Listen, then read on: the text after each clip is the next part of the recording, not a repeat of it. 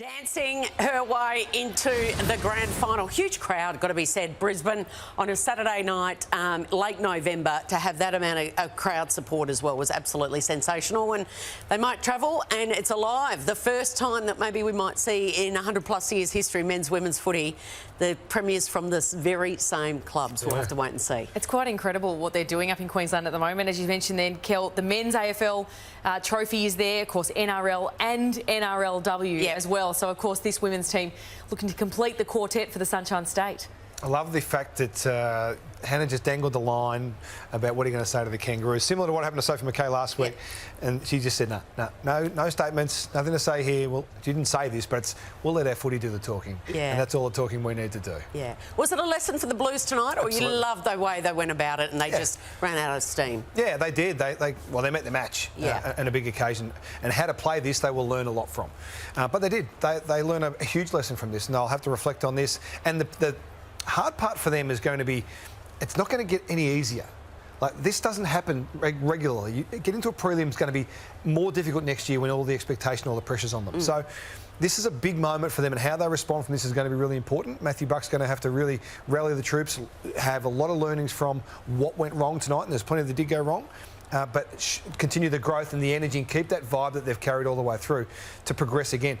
This isn't linear, this game. You know, just because you're 14th and then you're 4th, you don't just go to first the next year. It's not the way it works. So it's a huge challenge in front of them on the back of what happened tonight. OK, after dropping 3 of their first 5 games, the Brisbane Lions have made it 9 consecutive wins in a row. If they make it 10, they'll hold the Premiership Cup aloft. They'll enjoy singing their song for the 9th consecutive week.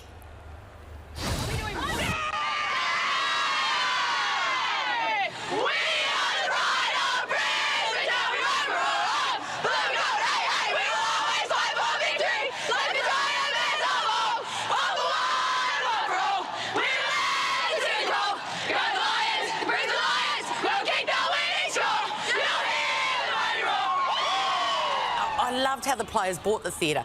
Huge stage, preliminary final. Usually they're going to their shells a bit. It was personality plus. Eden Zanker went the crybaby on Libby Birch, a premiership teammate.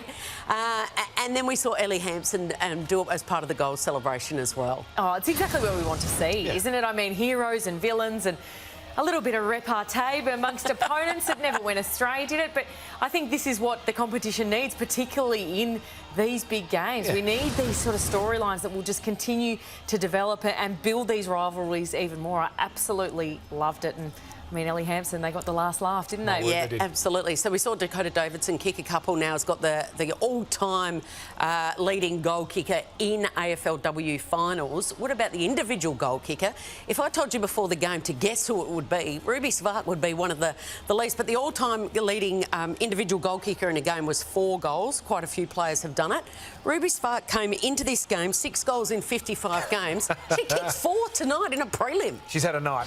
Rubes has had a night. And she'll be remembering this and talking about this forever, especially if they win it next week. She was electric. She was so aggressive at chasing the footy tonight and helping her teammates, just being a part of the chain of possession. That was a first goal, which was brilliant. That second quarter, she had 2 in the second quarter and then 1 in the third and 1 in the last. This was the second. Just stays involved.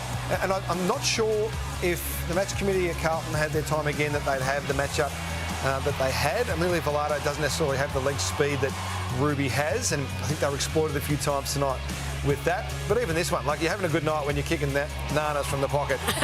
And you kick 6 goals in your career today, and you kick 3 with a big nana. So she had a great night. I think she's a great story. Kathy has been a mainstay of the Brisbane midfield for a long time. Ruby's sort of been floating around the edges of the square, trying to find her spot, and I think she's become a really important part of what Craig Starcevich is building with this. And what a night. 4 goals in a prelim to get your team through a grand final. So she joins Eliza James, Eloise Jones and Tara Bohanna as booting 4 in a final.